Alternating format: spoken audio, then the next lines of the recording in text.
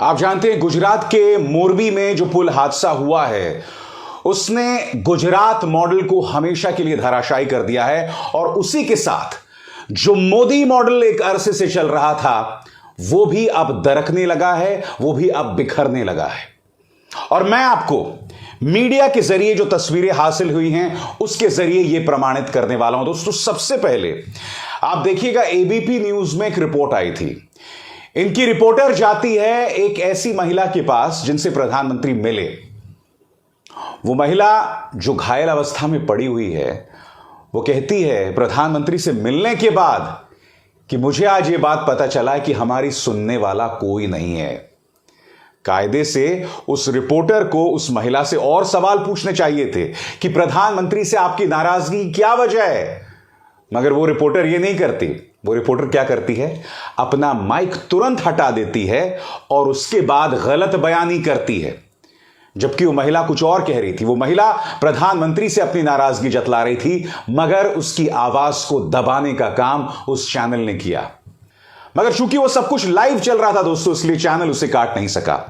एक तो ये तस्वीर मैं आपको दिखाने वाला हूं और दूसरी तस्वीर हकीकत को रिपोर्ट करने के लिए एनडीटीवी के साथ प्रशासन ने क्या सलूक किया वो भी मैं आपको बतलाऊंगा। मगर सबसे पहले मैं चाहूंगा कि आप एबीपी न्यूज की ये 23 सेकंड की क्लिप देखिए। आप कह रही हैं कि बहुत ज्यादा उम्मीदें नहीं। मैं आपसे कह रही हूँ कि ये सब देख के मुझे ऐसा लग रहा है कि सरकार से कोई उम्मीद रखनी नहीं चाहिए।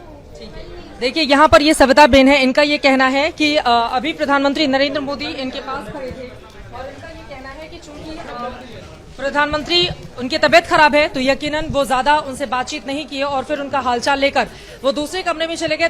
देखा आपने, वो महिला व्यवस्था से प्रधानमंत्री से अपनी नाराजगी जतला रही थी, मगर मीडिया इतना ज्यादा कमजोर है, इतना ज्यादा कायर है, ये कहा जाए ये जो पापा की परी है वो एक खास मैंडेट के साथ मैदान में उतरी थी, वो जाहिर हो गया। और ये मत सोचिए ये इकलौता चैनल है जो इस तरह से पीड़ितों की आवाज को दबा रहा है, नहीं। भारतीय जनता पार्टी इस कदर बौखला गई है कि इन्होंने अपने पालतू पत्रकारों का इस्तेमाल शुरू कर दिया और वो पालतू पत्रकार अब मृतकों तक पर निशाना साध रहे हैं। यानी कि जो जनता उस वक्त पुल पर मौजूद थी उस पर दोष मढ़ा जा रहा है। याद है आपको आज तक में ये जो कार्यक्रम हुआ था, ये पत्रकार इसने दोष मढ़ दिया था उन लोगों पर जो अब जिंदा भी नहीं है। इससे पता चलता है कि भारतीय जनता पार्टी किस तरह से बौखला गई है। अगर आप भूल गए हों तो ये क्लिप फिर से देखिए। इस दुर्घटना के लिए जो वहां लोग मौजूद थे उनकी भी तो कुछ जिम्मेदारी बनती है। कुछ लोगों को यह बात आज हमारी बुरी लग सकती है, आज का दिन तो नहीं है ये कहने का, लेकिन फिर भी कड़वा सच ये है कि लोग खुद भी कहीं ना कहीं इस हादसे के दोषी जरूर हैं। देखा आपने, यहां पर यह पत्रकार जो है वो दोष किस पर मढ़ रहा है, उन लोगों पर जो अब जिंदा नहीं है।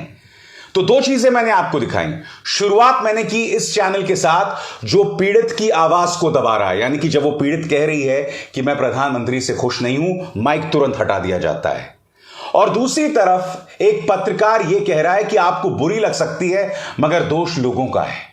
यानी कि संवेदनहीनता की तमाम हदों को इन्होंने पार कर दिया। इंसानियत नाम की बिल्कुल भी चीज नहीं है और यह इस बात को प्रमाणित कर रहा है, यह इस बात को भी प्रमाणित कर रहा है कि भारतीय जनता पार्टी जो है वो बुरी तरह से बौखला गई है और अब वो अपने पालतू पत्रकारों का इस्तेमाल किस तरह से कर रही है, नैरेटिव पर काबू पाने के लिए।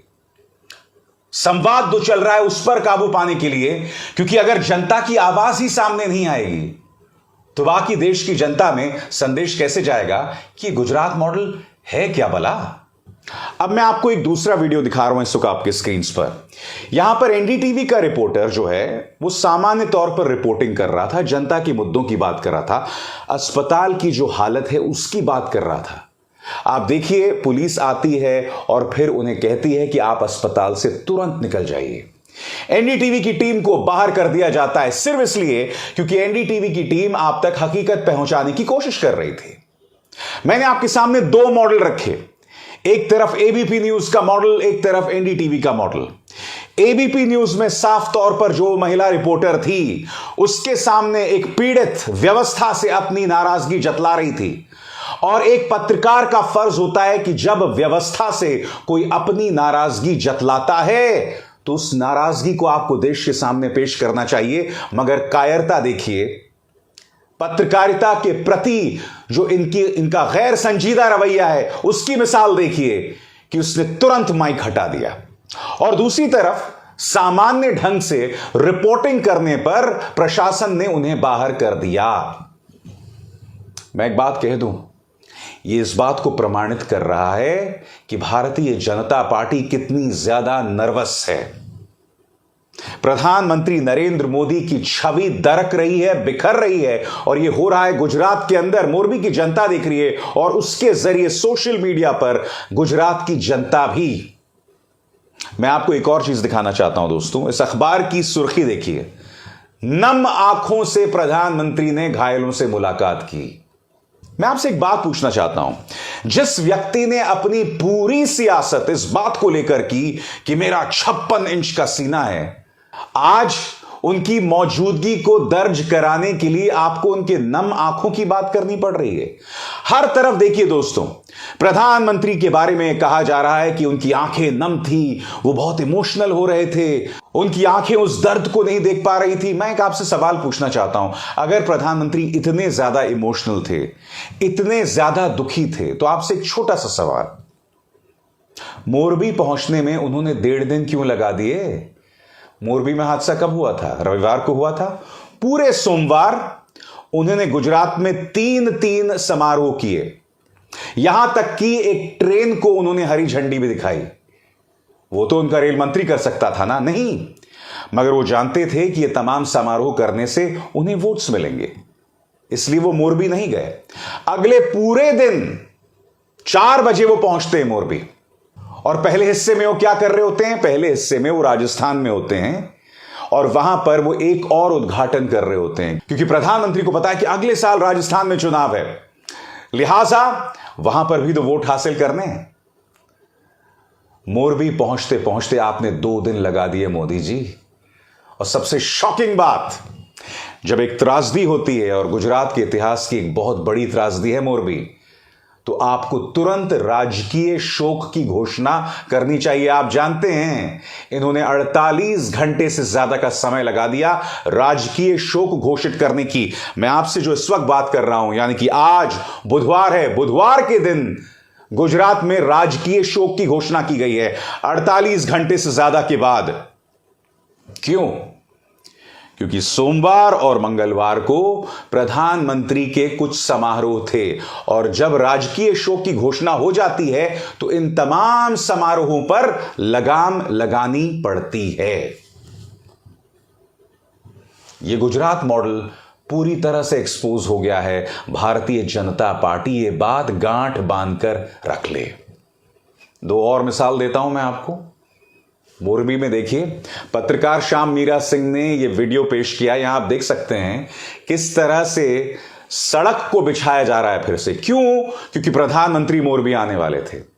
यह हालत है गुजरात की, यह हालत है वहां के शहरों की कि प्रधानमंत्री आ रहे हैं तब आपको जाके सड़क बिछानी पड़ रही है। और आप भूल गए, जिस अस्पताल प्रधानमंत्री गए थे उस अस्पताल में आप देख सकते हैं उसका रंग रोगन शुरू हो गया था उनके आने से पहले। यानी कि जिस अस्पताल में प्रधानमंत्री आने वाले थे उससे बाहर की सड़क को नए सिरे से बिछाया जा रहा था और अस्पताल की फिर से पुताई कर दी गई थी। एक तो यह पुताई हो रही थी और दूसरी पुताई मीडिया कर रहा था, उन्हें मसीहा बताकर। आपके सामने देखिए दोस्तों, इस तरह के कार्यक्रम हुए हैं। मोदी लगाएंगे मरहम, मोदी पोंछेंगे आंसू, इस तरह के शोज कर रहे थे। तो 2 तरह की पुताई चल रही थी। एक तरह की पुताई आपने न्यूज़पेपर के इस क्लिप में देखी, प्रधानमंत्री नरेंद्र मोदी की नम आंखों की बात। दूसरी तरह की पुताई आपने एबीपी न्यूज के इस क्लिप में देखी, जहां एक पीड़ित अपना दर्द बयां कर रही थी और बेरहम रिपोर्टर ने माइक हटा दिया।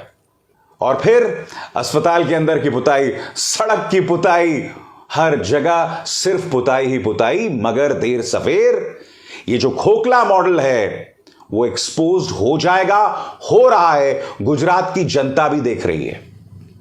मगर आप ये कह सकते हैं क्या जनता विकल्प तलाश रही है? तो मैं इसका जवाब कुछ इस तरह से देना चाहूंगा कि जैसे ही चुनाव आता है, भारतीय जनता पार्टी के पास एक शानदार तुरुप का पत्ता है। वो जनता में यह विश्वास पैदा कर पाती है कि हिंदू खतरे में है, और अगर हम सत्ता से चले गए तो मुगलों का राज आ जाएगा। मजाक नहीं कर रहा हूं, इस तरह की बातें इनके भक्त करते हैं। और फिर जनता कहती है विकल्प नहीं है, जबकि आप जानते हैं कि तमाम राजनीतिक दल हैं, उनके अपने कार्यक्रम हैं। कम से कम वो जहरीली राजनीति नहीं कर रहे हैं, जिस तरह की जहरीली राजनीति अक्सर हम भारतीय जनता पार्टी के नेताओं को करते हुए देखते हैं। तो चुनाव आते आते तक हिंदू खतरे में आ जाता है, और भारतीय जनता पार्टी उस कार्ड के साथ खेलने की कोशिश करती है। मगर क्या विपक्ष मेहनत कर रहा है? तो गुजरात के संदर्भ में आम आदमी पार्टी हाथ पांव मार रही है, ग्रामीण इलाकों में कांग्रेस हाथ पांव मार रही है। राष्ट्रीय स्तर की बात करें तो आप देख सकते हैं राहुल गांधी जो हैं वो निकल पड़े हैं भारत जोड़ो यात्रा में, और वो जहां जहां से गुजर रहे हैं उन्हें शानदार प्रतिक्रिया मिल रही है।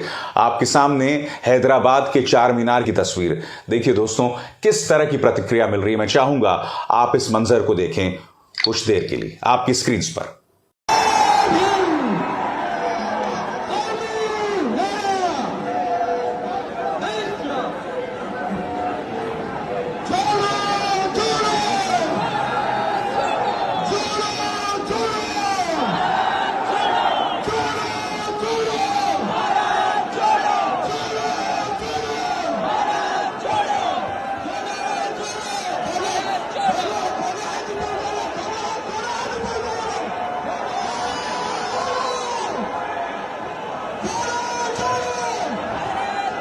तो चाहे केरल हो, तमिलनाडु हो, कर्नाटक हो, हैदराबाद हो, राहुल गांधी को इस तरह की प्रतिक्रिया लगातार मिल रही है। बड़ा सवाल ये कैसी तरह की प्रतिक्रिया उन्हें मध्य प्रदेश, महाराष्ट्र, उत्तर प्रदेश में भी मिलेगी जब वो वहां से उनकी यात्रा गुजरेगी। कोशिश लगातार जारी है दोस्तों, और इस देश का इतिहास है कि कभी भी यात्राएं जब निकाली गई हैं तो उसका असर होता है। और राहुल गांधी की यात्रा बहुत मुश्किल है, शारीरिक तौर पर भी और मानसिक तौर पर भी, प्रतीकात्मक तौर पर भी, सिंबॉलिकली भी यह यात्रा बहुत मुश्किल है, और मैं आपको बताता हूं क्यों।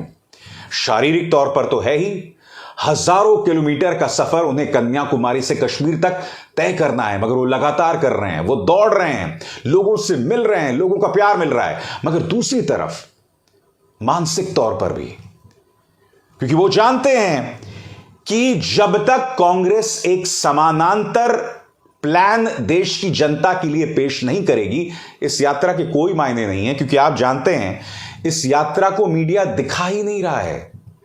कायदे से यह इस वक्त की सबसे बड़ी राजनीतिक खबर है, इस पर डिबेट होनी चाहिए, मगर मीडिया ने इसे सिरे से नजरअंदाज कर दिया है। क्यों? वो इसलिए क्योंकि अगर वो इसे दिखाएगा तो जनता में एक संदेश जाएगा, और बीजेपी नहीं चाहती वो संदेश जाए। आपने एक बात पर गौर किया होगा, यात्रा की शुरुआत में राहुल गांधी को लेकर कई किस्म के दुष्प्रचार, कई तरह के झूठ फैलाए गए थे। अब वो भी नहीं फैलाए जा रहे हैं। अब मीडिया और बीजेपी उसका मजाक भी नहीं उड़ा रही है। क्यों? क्योंकि मीडिया भी समझ गया है और बीजेपी भी समझ गई है कि अगर आप उस यात्रा का मजाक उड़ाएंगे तो देश की जनता देखेगी हकीकत क्या है, और फिर देश की जनता में उस यात्रा की चर्चा होने लगेगी। और भाजपा ये किसी भी कीमत पर नहीं चाहती, इसलिए उसने मीडिया को फरमान दे दिया कि इस यात्रा की एक भी तस्वीर ना दिखाई जाए। सोच देखिए दोस्तों इनकी किस तरह से काम करती है।